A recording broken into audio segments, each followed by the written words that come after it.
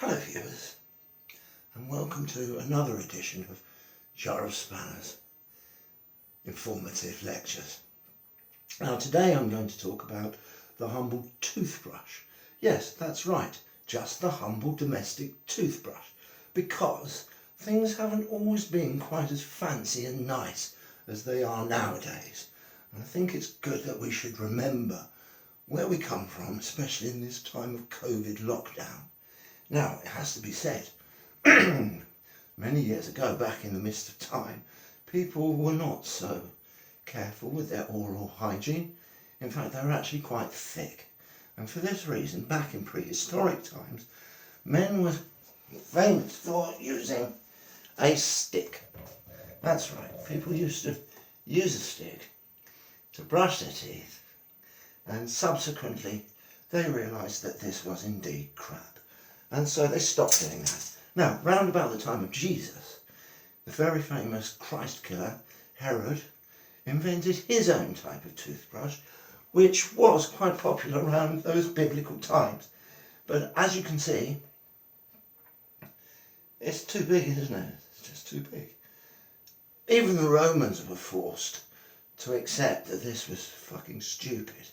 And so they stopped using them. Now, let's jump ahead to Tudor times. Now, in the Tudor times, people were particularly ignorant of the need for dental hygiene. In fact, they revelled in having horrible teeth. And for this reason, this brush was particularly popular during the Tudor period.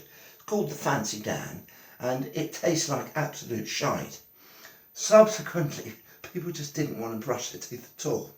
And you can hardly blame them. It's stupid, isn't it? Now, let me move forward in time to the Industrial Revolution.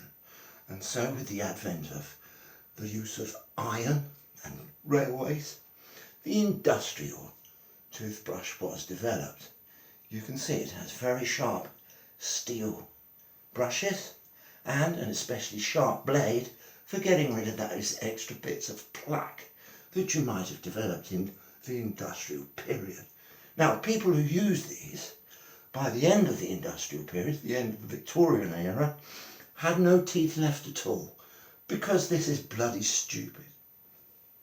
Now, let's move forward to the war period, where wooden toothbrushes were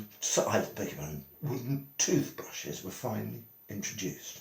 Now, these may look very familiar to our modern eyes.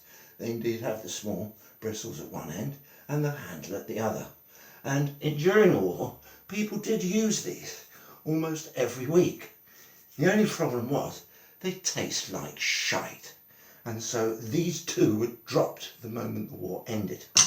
So this brings us to the modern period, where we use such things as mouthwash and toothpaste and soap, and of course the modern toothbrush. It fits in your mouth really well, and as we all know, it's lovely to brush your teeth with. But we at Jar of Spanners have brought to you something that takes toothbrushes to the next step. Here we go. The Gruntlestone 2002. Now, using floss technology and toothbrush ideas, we've developed this marvellous little brush that can get into all the cracks between your mouth, between your teeth, and right at the back. And you can... Oh, fuck. I fucking swallowed the bastard.